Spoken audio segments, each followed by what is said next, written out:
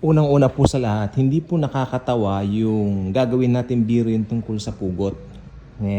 Ako naman, maganda naman pong pagtanggap ko dun sa mga reactions ninyo. Pero tandaan po ninyo, yung pugot, isa po siyang biblical na katotohanan, nakalagay po sa Revelation chapter 20, or verse 3 yan kung di ako nagkakamali. So ito po ay talagang maliwanag. Sa English, mas maganda, those were being beheaded because of Christ Jesus our Lord. Nakalagay po yan doon. Maliwanag po yan.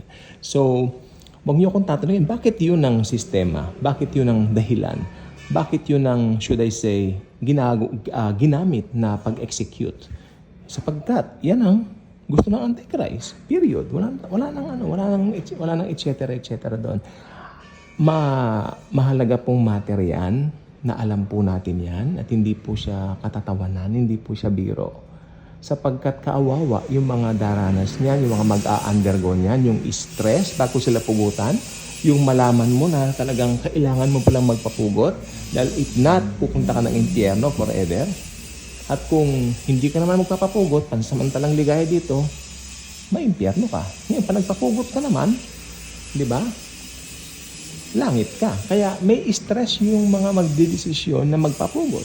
Kasi matatakot sila pag dumating na yung araw ng execution.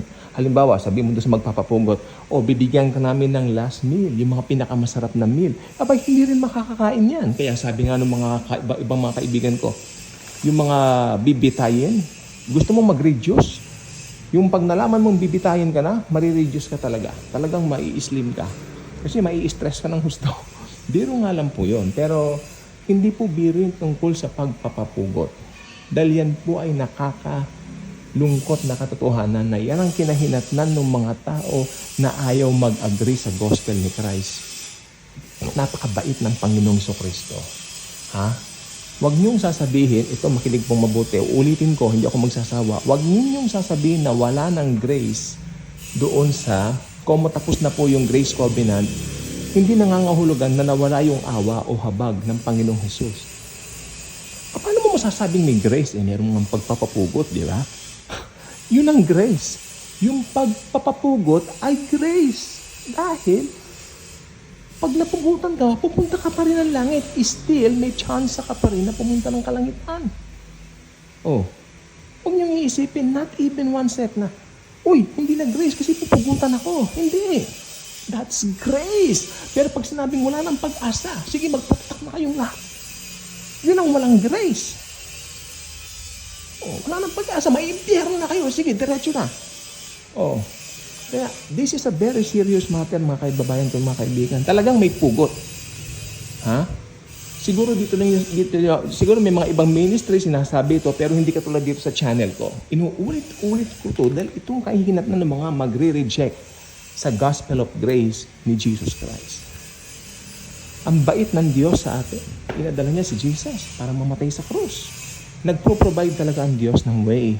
Gusto niya tayo makasama niya forever. Maligtas lahat ng tao, if ever, if possible. But ang tao, hindi naman kasi niya ginawang makina. Kaya ang mga tao ngayon, mag-ooperate sa free will. Amen?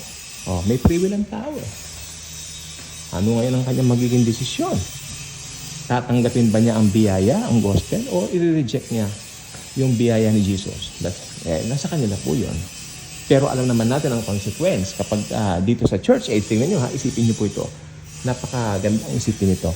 Sa church age, kapag hesitant ka, kapag nireject mo ang gospel dito, hindi ba magkakaroon po ng rapture para kunin yung mga believers? Pag na-rapture na tayong mga believers, including, siyempre, believers po tayo. Pag na-rapture na po tayo, yung mga maiiwan ba rito?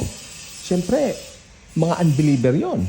Pero tignan nyo, meron pa rin paraan ng Diyos. Gusto pa rin ng Diyos na maligtas sila. Why? Sapagkat meron pa rin option. Ano to? Ang pagpapapugot. It's an option. It's grace. Bye-bye.